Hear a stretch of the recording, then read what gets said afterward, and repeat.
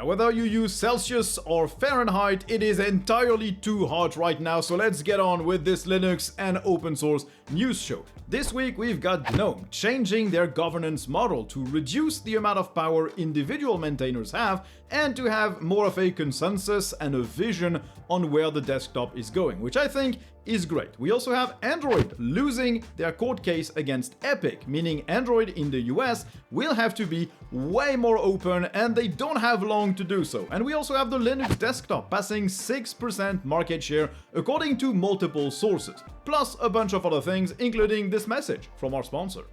This video is sponsored by SquareSpace. It's your all-in-one platform to create, publish, and manage your website. Squarespace has really easy tools to make sure that anyone can end up with a really nice looking and well-optimized website, no matter if you know how to code or not. They have what they call their blueprint system, which lets you pick from a variety of templates that are pre-built and will suit any type of website, whether it's a simple blog, an online store, a video platform, whatever. All these templates are optimized by default to give you good SEO, but they also add some SEO-specific tools on top of that to make sure that your website just doesn't end up on the last page of Google. On top of that, to go further, Squarespace has their own design engine to create your own pages. You can just drag and drop elements where you want them, you can change all the colors, the fonts, you can just tweak the templates however you want. And once you have something you like, you can add extra features like your own online shop with a payment system, you can design your own logo from Squarespace,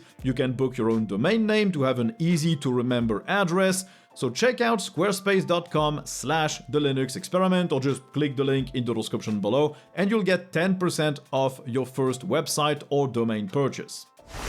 Okay, so early this week there was a long blog post to present a new way to implement efficient governance of the GNOME project, basically outlining one way that GNOME can have a formal process for contributors to propose changes to the desktop, sort of similar to what Fedora does right now.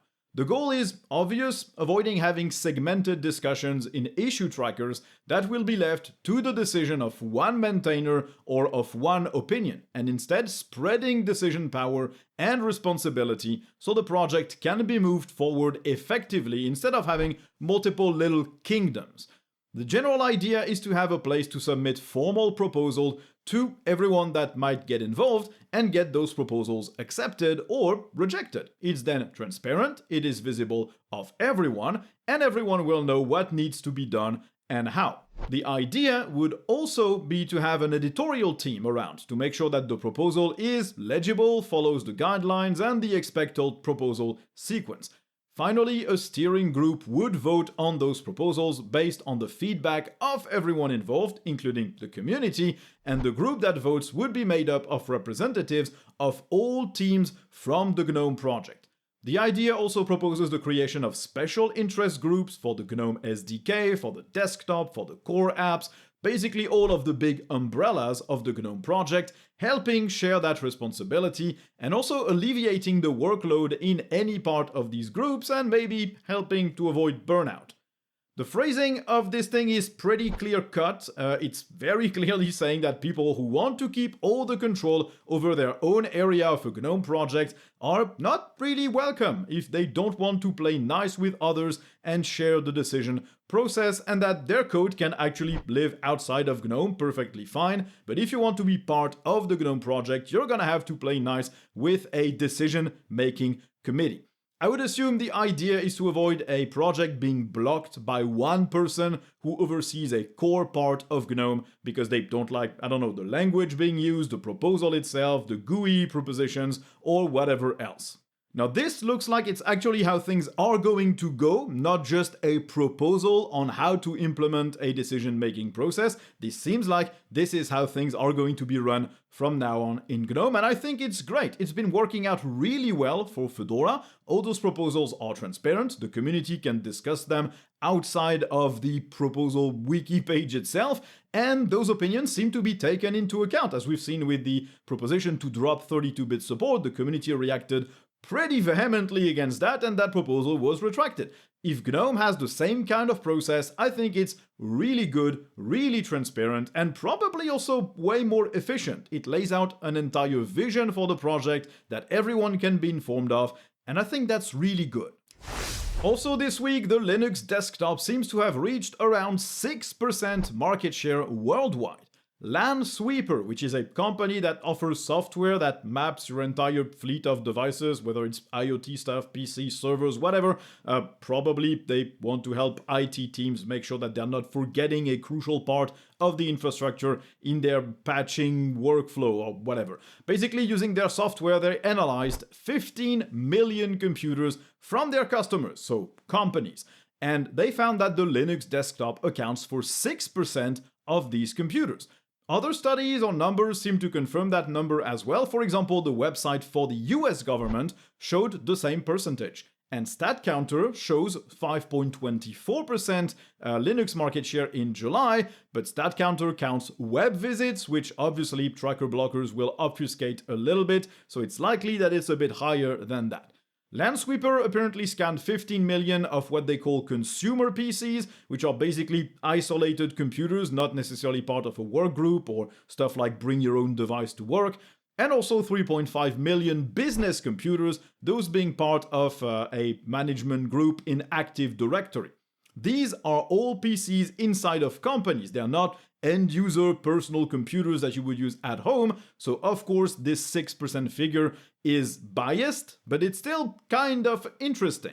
Computers managed through Active Directory, though, they're only running Linux at like 1.9% because, well, it's Active Directory. If you're implementing that, you're probably using Windows, even though a lot of distributions support Active Directory out of the box. Now, when the numbers you get when tracking company PCs, but also tracking web traffic and tracking traffic on the US government website, which apparently is visited by a bunch of people, maybe not even just from the US, when all of these give you sort of the same number, you know it's probably around the real thing. And that's good. 6% is not small. We're still a drop in the ocean compared to Windows or even macOS, which is likely 3 times that in the world. But it's still not nothing. It is a lot of computers. It represents probably hundreds of millions of PCs everywhere, including corporate PCs. PCs run by companies. So this is an interesting number, and it does mean maybe in the future we'll see more software. So probably year of the Linux desktop or something. Now the gaming market share is also rising. It's approaching 3%, at least as measured by Steam. It's 2.89. Of course, you still have Windows 95% and Macs 1.8%, but Linux is close to 3%. As always, those vary a lot month to month depending on the Chinese market, how much the Chinese population plays on Steam at any given month, but it is still an upwards trend that is actually accelerating quite fast. SteamOS is still, obviously, the most popular distro out there, but it is falling a bit at 28.3%. Arch is still popular, more than 10%, but generally, this gaming landscape is extremely fragmented with a lot of distros between 8 and 1%, and the other category that lumps everything under 1% accounting for 17%.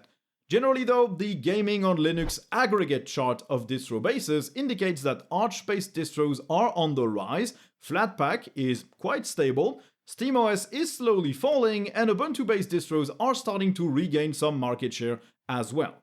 Now, I think it's a good sign to see SteamOS going down while other distros are going up and the general market share is also going up. It means that we probably attracted a lot of gamers through the Steam Deck, but now they're moving to actual Linux desktop distros for the rest of their gaming, at least some of them are. Because if the market share goes up but SteamOS goes down, it means that the new users are very likely users using a generic Linux distro, which means we're converting some of those SteamOS gamers to actual Linux users, and that's exactly what we want to see. So hopefully this trend continues to go up and everything goes right.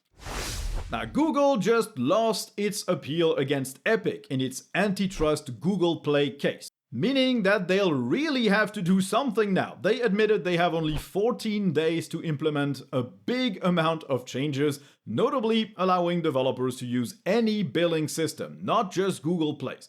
They also have to let developers tell users about other ways that they could buy stuff or subscribe to things. They have to let developers link to their applications' download links outside of the Google Play Store, and they have to let developers set their own prices on everything they sell. But also, Google will no longer be allowed to pay carriers, phone makers, and application developers for Google Play exclusivity or for pre-installing Google Play. The judge also gave Google 8 months of preparation before they will have to open up Android to alternative app stores being downloadable straight inside of Google Play. So they could build potential security procedures during that time frame, meaning the Play Store will not let you download F-Droid and other app stores right now, but it will happen before 2026 or around early 2026. And this is all in the US for once, not in the EU, meaning Android will now be a way more open platform. Carriers and phone makers are no longer forced to provide you with Google Play. Application developers are no longer forced to provide Google Play exclusivity sometimes, and also you will be able to download stuff like F-Droid or the Aurora Store or maybe future potential Android app stores straight from Google Play without having to tinker with which app is allowed to download what from which source, which is probably going to be much better in terms of security as well. So it's a big win for an open ecosystem and for opening up the devices that you use every day. We have some changes coming to MX Linux as well with their next major version MX25. This is a distro that offered either sys5 init or systemd as the init system straight from the ISO. When you installed, you got to pick what you wanted. This is one of the things that made it popular. It was one of the very few user-friendly systemd-less distributions. Well, the solution that they use to handle that is no longer viable with the changes made to Debian 13, which is what they're going to use as their base for MX25. And so now users will have to pick when downloading the ISO whether they want to use MX with systemd or MX with sys5 init. The catch is, the default editions now use systemd by default for KDE, for XFC, and Fluxbox. The default download link gives you a systemd system. You can still grab a sys5 init ISO for XFCE and Fluxbox, but for KDE it's going to be systemd only as far as I could tell. Now this is a big change because MX Linux used to be a solid pick for people who didn't really like using systemd and its everything and the kitchen sink sort of approach. MX Linux will also move to a Wayland session by default on KDE, but they're not dropping the X11 one, it's just the default, that's it. XFC obviously will bring out its experimental Wayland session, and Fluxbox doesn't support Wayland at all. MX also gains secure boot support when you're using Debian's signed kernels, but 32-bit kernels will no longer be supported, just like in Debian 13, so MX will no longer offer ISOs for 32-bit systems, although you will still get 32-bit packages to use, for example, with Steam or with multi-arch and multi-lib. Now obviously, when you depend on a specific other distro for your base, you kinda have to follow suit unless you really want to change a bunch of things. Linux Mint, for example, uses Ubuntu, and they have a bunch of work to revert all the snap stuff and to repackage some things. They decided to do that extra work. But re-implementing an entire 32-bit system when Debian decided to drop it, and also working around the dependency on systemd for some desktops is a lot of work, so it is understandable that they would go this route. It's not a big issue if you really don't want systemd, you still have ISOs that don't use it, you'll be able to install whatever window manager you prefer to run that on, you'll still be able to pick between X11 or Wayland, but this distro by default now offers a systemd and Wayland experience, which might annoy some of its user base. Now this week, OpenSUSE Leap 16 got its first release candidate, and while it seems like a huge step up for the distro, it also comes with some issues, notably for gamers. OpenSUSE Leap 16 will ditch 32-bit support by default, meaning that out of the box, chances are Steam will not work because it does require a bunch of 32-bit libraries. It is a relatively easy fix, you just have to install a package which re-enables 32-bit emulation and another one that sets an SE Linux policy as well, but Steam has also been dropped from the non-open source software repo of OpenSUSE, so chances are it will be easier to just use the Flatpak after you re-enable 32-bit emulation. It is not the best implementation of Steam out there, apparently plenty of bugs go unfixed in that Steam Flatpak, or at least that's what I've been told by some of my viewers. Other changes for Leap 16 include replacing AppArmor by SE Linux, something that will definitely need some adapting to from sysadmins. AppArmor is still available if you prefer that though, but I think it's community maintained, not officially maintained by OpenSUSE. It also brings XFC with Wayland out of the box, although it is experimental and you can obviously still use the X11 session. Yast is replaced by two different tools, Merlin for package management and Cockpit for system administration. And if you run 15.6 and want to upgrade to OpenSUSE 16, you will need to run a little migration tool because you will be asked to switch to Pipewire, to SE Linux, stuff like that. So they built a little helper to let you do that in a bit more efficient fashion. So it sounds like a major update to OpenSUSE, which is really nice. It also seems like it's going to be a bit of a headache for system administrators migrating to this version. There might be a lot of relearning to do, which can be either super fun or super unwanted, depending on how much you like tinkering with your computers. And also in terms of distro releases, don't worry, I know Debian 13 releases today, on Saturday, the day I'm publishing this, and you can expect a video about it on the channel, maybe on Tuesday or Wednesday next week then. Now, Microsoft said that they wanted to make their WinUI library open source once they separate it from the proprietary Windows code. WinUI is sort of the framework, or maybe one of the big frameworks that Microsoft uses and provides developers to build applications on Windows. It works with the Win32 API, with .NET, with C++, and while it is not necessarily something us Linux users will worry about, it is nice to have that stuff open sourced entirely, because it means, first, maybe we could have a re-implementation of it on Linux, so it will help with running Windows software for Wine or just for porting Windows software to Linux. It also means we could potentially participate in its development so it supports Linux natively. Microsoft is going to open this up in multiple steps. First, they are going to mirror their progress to GitHub more often, because right now it's sort of like the new development method for Android. They just publish sometimes as they drop some source code. It's not the entirety of the project and you can't follow each individual commit or anything. Second, they will let developers clone and build that entire code repo, build it locally on their devices with all the documentation needed. And finally, they'll open the repo to third-party contributions and centralize everything on GitHub. So the code for WinUI is already open on GitHub, but it seems to be lacking a few elements. You can't really build it yourself because it still depends on some elements of Windows, and you can't participate in the development process at all, or even just follow it along. So it is open, sort of, but it's like source available under an open source license, but you don't have all the building blocks, so it's not fully there yet. I think it's cool. If this doesn't amount to anything, it doesn't hurt to have it open sourced, but if it can actually help the Wine developers running more Windows applications through Wine, then it's good. If it helps developers port their apps to Linux because we have maybe a re-implementation or a compatibility layer for WinUI, this would also be pretty nice. So fingers crossed this helps with Windows software on Linux. This could help bridge the app gap maybe. Now we have some good news for free and open source graphics drivers. Mesa 25.2 was released and it is a big update to that entire stack.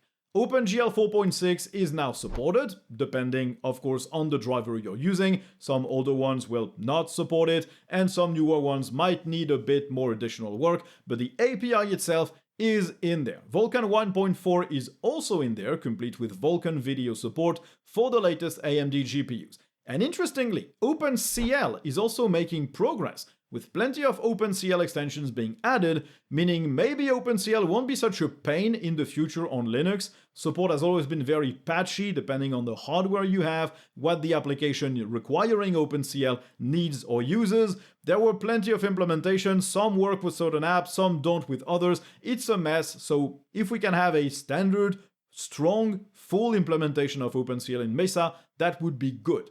Mesa also started to deprecate some X11 related stuff, notably DRI2 support. This framework for user space to GPU communication is more than 13 years old. It was superseded by DRI3 shortly after its initial release, so don't worry, it doesn't mean Mesa is dropping X11 support anytime soon. They're just cleaning up some old stuff.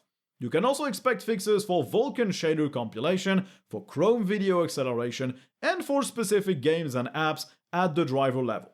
Of course, depending on your distro, you will either get that quickly or not at all. It just depends on your distro's update policy. But as always, it's free driver updates for everyone, and it helps bring your support level up, fix some bugs, get some better performance, so it's nice.